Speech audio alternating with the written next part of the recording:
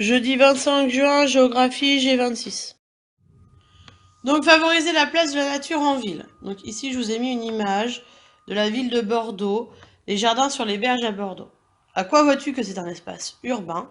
Cherche ce qui a été fait pour rendre ce lieu agréable. Est-ce habituel en ville de voir beaucoup de végétation? Donc vous y répondez, puis moi je corrige. Donc, à quoi vois-tu que c'est un espace urbain? Il y a des immeubles, des voitures, une route.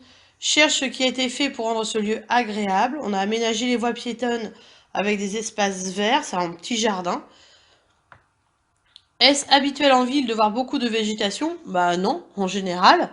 Mais les municipalités, de plus en plus, essaient de la favoriser, de créer ce genre de petit espace, des voies piétonnes, souvent aménagées en petits jardins, de manière à favoriser la venue de la nature en ville.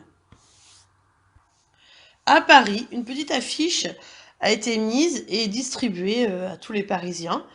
C'est le permis de végétaliser. Ça veut dire que les Parisiens, ils ont le droit de se promener dans la rue et de planter une fleur dans un bac au pied d'un arbre, de planter un arbre fruitier, de poser une petite jardinière dans la rue avec des fleurs dedans, de favoriser les fleurs qui poussent au pied des maisons, sur les murs, de végétaliser leurs clôtures et le mobilier urbain, et de planter au pied des arbres, plutôt d'avoir une grille, et de planter des fleurs, mais de les entretenir bien sûr, et même d'être créatif, pourquoi pas, de faire autre chose. Donc voilà cette affiche qui favorise, qui demande aux Parisiens de planter dans Paris.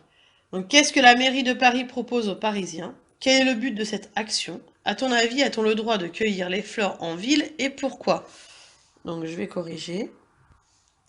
Donc, qu'est-ce que la mairie de Paris propose aux Parisiens? De devenir jardiniers dans leur ville, de rendre leur ville plus attrayante en rajoutant de la nature. Quel est le but de cette action? Favoriser la nature et les espaces verts, valoriser les actions des Parisiens aussi. À ton avis, a-t-on le droit de cueillir les fleurs en ville et pourquoi? Non, parce qu'il faut laisser tout simplement la nature libre de s'exprimer, hein, et pas, c'est pas le fleuriste, hein, la ville de Paris ou les autres villes d'ailleurs. C'est pas un fleuriste, hein. Si on veut acheter des fleurs, si on veut des fleurs, on va acheter des fleurs au fleuriste. Je continue. Donc ici, je vous ai mis les inondations dans le Var. Quelle catastrophe vois-tu sur cette photographie? En quoi le bétonnage des villes augmente-t-il les risques d'inondation? Y a-t-il des risques naturels dans ta ville? Donc, quelle catastrophe vois-tu sur cette photographie? C'est les inondations dans le Var. En quoi le bétonnage des villes augmente-t-il les risques d'inondation? La terre ne boit plus l'eau qui s'accumule sur les espaces bétonnés, favorisant les inondations. Y a-t-il des risques naturels dans ta ville? Donc nous, à Fouqueville, à part les vents et tempêtes, il n'y a pas de risque naturel particulier. Donc ensuite, je vous ai mis ce petit carte mentale, la nature dans la ville, le rôle de la nature dans la ville. Et je vous ai mis, écrit au-dessus de chaque image, améliorer le cadre de vie, améliorer la qualité de l'air, favoriser le tourisme, préserver la biodiversité, créer des lieux de détente. Donc à vous de mettre le titre à chaque image.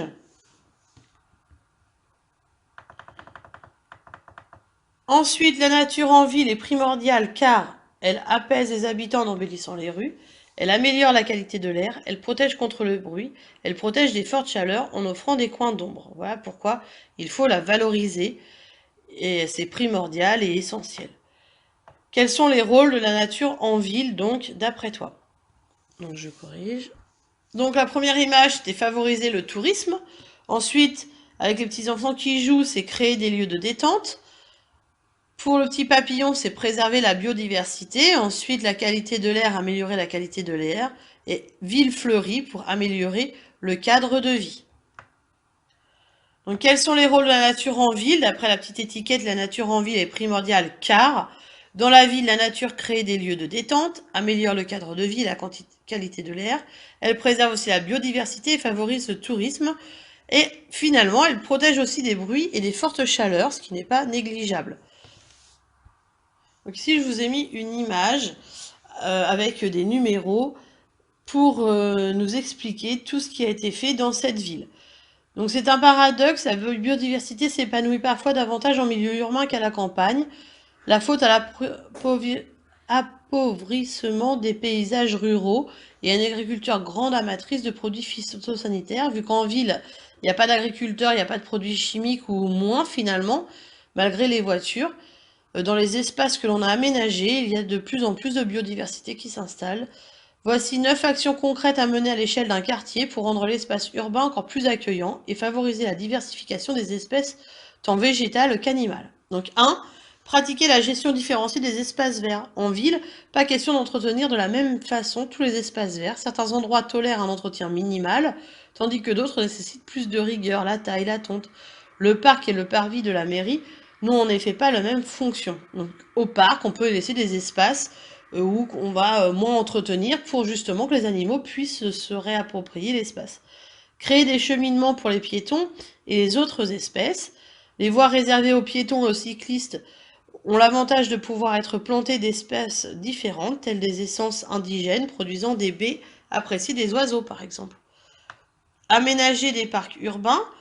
Ces vastes zones de nature constituent des zones d'une grande richesse pour la biodiversité. Elles permettent aussi de sensibiliser les visiteurs, par exemple par le biais de panneaux informatifs, à l'intérêt d'une plante, d'un hôtel à insectes, d'un arbre creux offrant un abri aux oiseaux cavernicoles, comme la chouette hulotte. Préserver certaines dents creuses entre deux bâtiments, un espace vacant, aussi appelé dent creuse, est un réservoir de biodiversité potentielle. Ne vous étonnez pas de le voir envahi d'herbes folles. La nature s'empare du lieu et on la laisse faire, c'est volontaire. Donc, entre deux bâtiments, on va laisser un terrain vague. Et du coup, ce terrain vague, eh ben, il va être repris par la nature et la nature va y faire ce qu'il veut.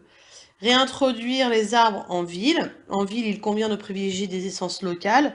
Celles-ci ont l'avantage de produire la nourriture dont sont justement friands les espèces animales locales. Elles s'adaptent en outre facilement aux particularités climatiques de la région. Planter des vergers dans l'espace public. Planter des arbres fruitiers qui nourriront les insectes, les oiseaux et les hommes. L'idée est alléchante, hein. On se balade dans un parc et puis on peut manger une pomme, une pêche.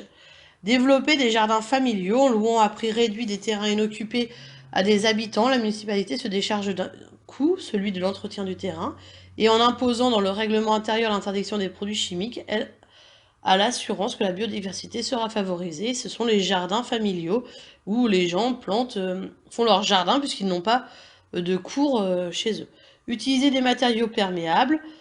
En imperméabilisant les sols, le bitume ne permet plus à l'eau de pluie de s'infiltrer naturellement. La bétonisation à outrance est à la cause de nombreuses inondations. Des alternatives existent néanmoins, les dalles alvéolaires, les cailloux ou les caillebotis, des matériaux qui donc laissent passer l'eau. Gérer l'eau pluviale de façon naturelle. En ville, une logique a longtemps prévalu, celle d'évacuer le plus vite possible l'eau de pluie par le biais des tuyaux et des bouches à égout. On redécouvre aujourd'hui le pouvoir naturel de la terre à absorber l'eau. Des des petits fossés sont créés en ville pour permettre à l'eau de pluie d'y stagner quelques heures avant d'être progressivement absorbée par les sols et donc de retrouver le cycle naturel de l'eau. Donc voilà pour le document de G26 et je fais la leçon. Donc favoriser la place de la nature en ville. En ville, il reste peu de place pour la végétation.